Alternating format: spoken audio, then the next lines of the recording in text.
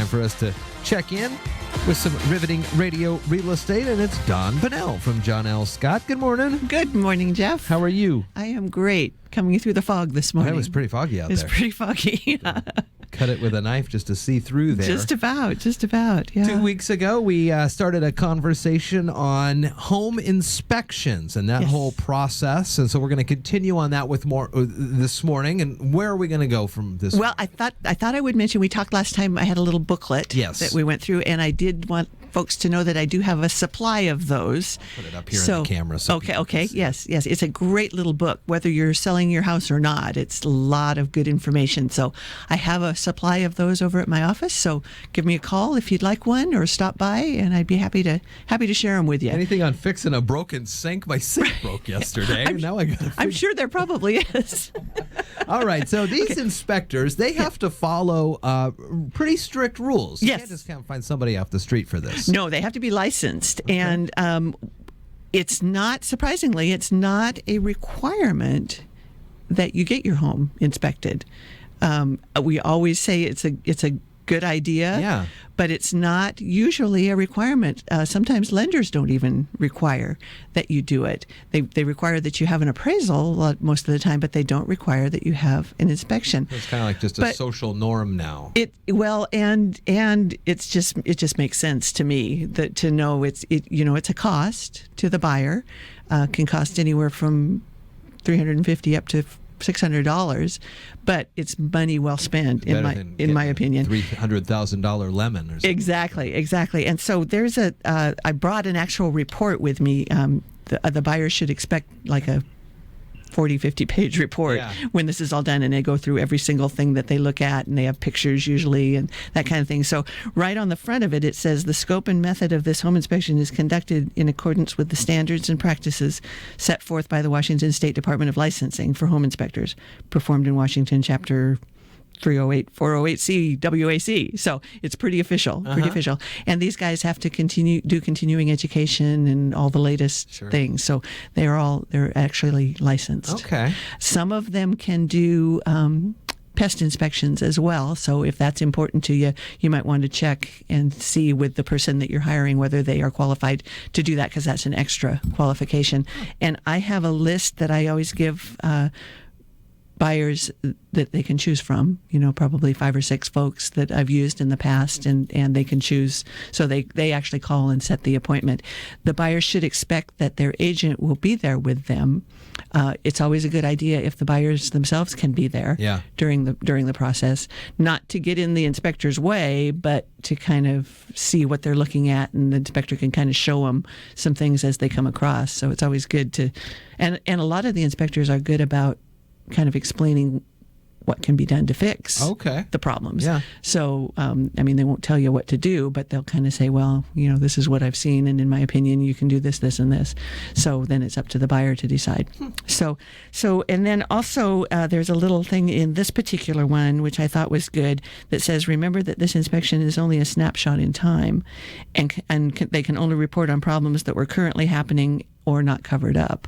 Sometimes, especially if someone is living in the house, things can be covered up by furniture, that kind of thing. The inspector isn't going to move furniture. Yeah. So they want to make sure that folks know, and that some problems can be revealed or caused when the person moves out, and that were not visible at the time of the inspection. So they just want people to be aware of that. And they always recommend, and I also do this as well, that the buyer does a final walkthrough of the house just prior to closing, so they can kind of see, first of all, to make sure all of the repairs that they requested are done, and then also to see if there's anything new that came up when the person was moving out. Is this just for the house, the inside of the house and the outside of the house, or does it also include your fence line, and if the posts are rotted, or if there's a drain field perhaps or something? Do they look at the outside too? The inspector will look at the outside of the house and the foundation and the roof and that kind of thing, and anything that's attached to the house. Usually if it's a detached, like a garage or a shop or something like that, they won't inspect that unless that would be an extra charge a lot of times. Something like a fence line, they might mention that there are rotting boards or something like that on the fence line. But as far as the placement of the fence, that they're not going to do that. Okay. That has to be done by a surveyor or somebody. The drain field is a whole separate thing. That's if it's on a drain field and a septic, then the seller usually pays for a septic inspection and pumping, and they determine that the drain field is working correctly. So that's outside of the scope of this particular inspection. So what I thought I would do, this particular report lists all of the things that they look at. They start with the outside of the house. So obviously they'll look at the landscaping. On this particular one, they're saying that some of the landscaping is sloped toward the house instead of away from the house, and that can be a drainage problem. So they mention that. In this report. They also look at the porch and the walkways and the decks, and they mentioned that there's some cracking on some of the boards, and that some of them might need to be recaulked. So they'll inspect all of that. Then they look at the exterior as far as the siding, what kind of condition that's in, what kind of siding it is, whether it's cement board or vinyl or brick or stucco or wood or whatever it is, and if there's anything amiss with that, if there's cracks or peeled paint, that kind of stuff. Then they'll take a look at the exterior walls and the foundation walls, and their limitations are obviously if something is covered up by a big tree or something like that they can't see, they won't they don't move things. So it's just stuff that's visible.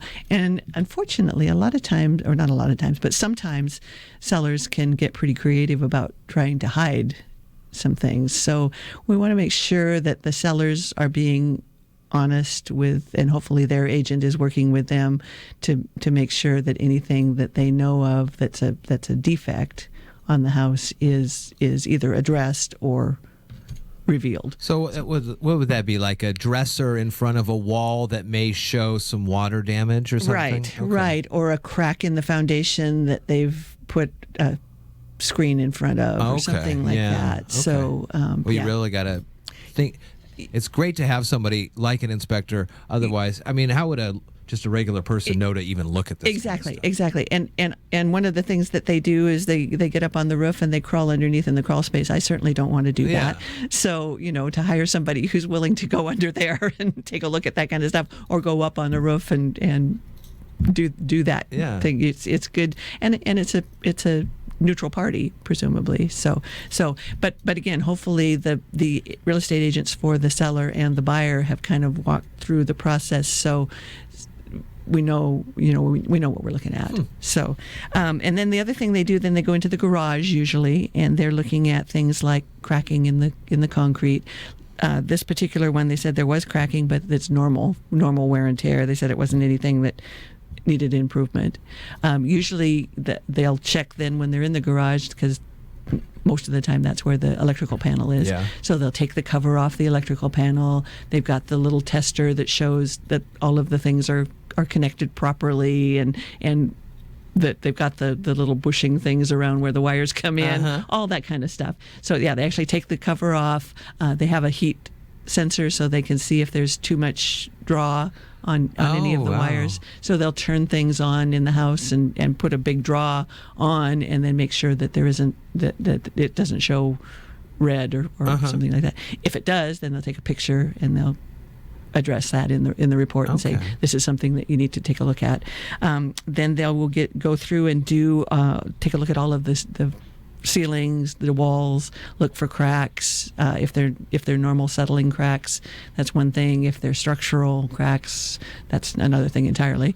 And then they'll look at they usually, before they come in the house, they'll do the roof. And in this particular one, the roof was really steep and it was raining, so they didn't actually go up on the roof, but they did a visual inspection. Most of the time, they will go up, at least go up on a ladder. In this case, they did too. They went up on a ladder and kind of looked, but they didn't actually walk around on the roof. They'll take a look at things like flashing around chimneys and vents. They'll take a look, and they're getting pretty good about being able to tell the life expectancy of the roof material itself, whether it's curling or whether it's at the beginning or the end of its lifespan. They'll look at the gutters. They'll look at the downspouts, all of those kinds of things. Most of the time around here, they'll find things like moss. I mean, that's really really common on roofs. So they'll make a note of that and say, hey, you might want to do something about cleaning this off. So, or if the gutters are full of debris, that you might want to see if either the seller or you as the buyer, be aware that those are going to need to be cleaned out fairly soon. So, and then they'll come in and they'll take a look. They'll turn on the dishwasher, make sure that's working. They'll turn on all the elements on the stove, make sure those are working. Turn up the heat and make sure that the heater is working. They'll check the water heater. Then they'll go around to all the rooms. They'll plug their little tester thingy in all of the outlets. Oh, wow. A lot of times, and I just had one done in an older house, so the outlets were put in before there were things like grounding plugs and all that kind of stuff. So they'll make a note of that this is fairly common in older houses, but be aware that these outlets are not grounded. Or sometimes you run into ones where there's reverse polarity, so that the wires are connected backwards. Yeah. Which doesn't really matter, but it's good to be aware of. Sure. And again, in older houses, that was very common. I was watching some Property Brothers the other day or whatever, and they obviously didn't know this before they bought the house, but when they started to take the drywall off, it had that knob and tube stuff, and that sounds like it's a big mess. That is a big thing, but again, that's not necessarily going to show up in an inspection because they're not taking the walls off. Yeah.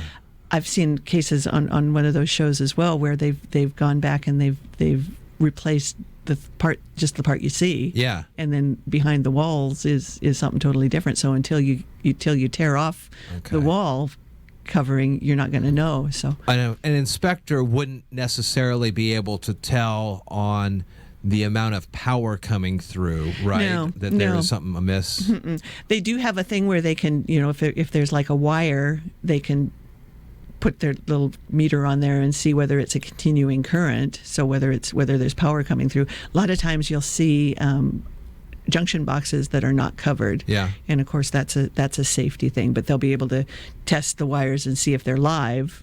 Sometimes they're not, that it's just an old junction box that somebody forgot to take out. But if it's a live wire, then obviously that needs to be covered. Wow. Yeah. So they'll crawl around up in the attic, if there is one, and find those things usually that are usually if is an uncovered junction box, that's where it is. It's either up in the attic or down in the crawl space. So they'll go through every room in the house and check all the outlets, make sure the light switches work, those kinds of things. And again, if there's anything amiss, if they see a water stain or something like that, they'll make a note of it. And this is where it's really helpful if the buyer is there, because they can kind of say, look at this, and this might be caused by this.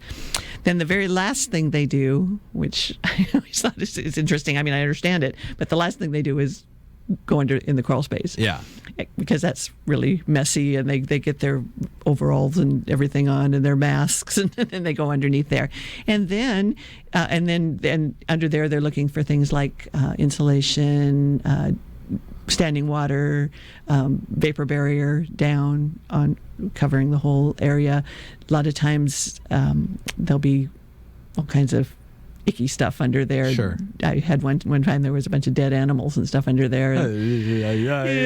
Yeah. Luckily we have a company that I've used several times called Clean Crawls, and they go under and they will haul all of that stuff out and replace the vapor barrier, and it's a wonderful service. I've used it a number of times. So if an inspector is down there, but they're not necessarily with the pest side of it, they would though be able to maybe see if there were droppings. Right, exactly. To know there may be an access point somewhere. Right, exactly. They'll look at, that's one of the things they'll look at is that there are screens covering all of the vent things, in the foundation, and if not, then they'll make a note of it. They'll note too, and we talked about a little bit with the landscaping, if there's landscaping too close to the house, they want a barrier between, so that there's not greenery touching the side of the house, because that's someplace where rot can start to happen. So they'll want you to clear all of that back, so it's not touching the house. So yeah, and then after they get all of that stuff done, and they've been taking pictures all along and making notes and things, then they will come in generally, and if the homeowner or the buyer is there, they will sit down and talk with them and go through their report, show them the pictures, and say, this is a serious problem, or this is just cosmetic and not necessarily something you need to address right away. And then most of them will take a picture of each appliance and let you know if there's a recall on it. I still get some of those emails every so often. Recall track or something like that. And so that's very helpful for folks to know if there is something that they need to address. And then so I thought after we talk with John France next time, who is an actual inspector from Northwest Inspection Services, he's going to come in and talk about his process. And then the following show, I thought we could go through. There's an actual form that the buyer fills out that's called an inspection response form. And that is where they go through and say, okay, Mr. Seller, I want you to fix this, and this. And then we'll go through that process about what happens. So that goes to the seller. Then the seller gets to say, yes, I will, or no, I won't. And then once it gets signed off by everybody, then it's up to the agent usually to make sure that those repairs that were requested and agreed to get done before closing and paid for, so that everybody is happy with the transfer process. Well, we got a busy couple of weeks then coming up. Yeah, How can folks get in touch with you, Don? We're just about out of time here. They can call me at 490-4493 or stop by on the corner of 3rd and Railroad at the John L. Scott office and see me. And again, if you'd like one of those little booklets, let me know. I'd be happy to give them to you. We'll post this interview up on the website, tag you there on the Facebook page as well. So have a good weekend. We'll talk in 2 weeks. Thank you. See you then.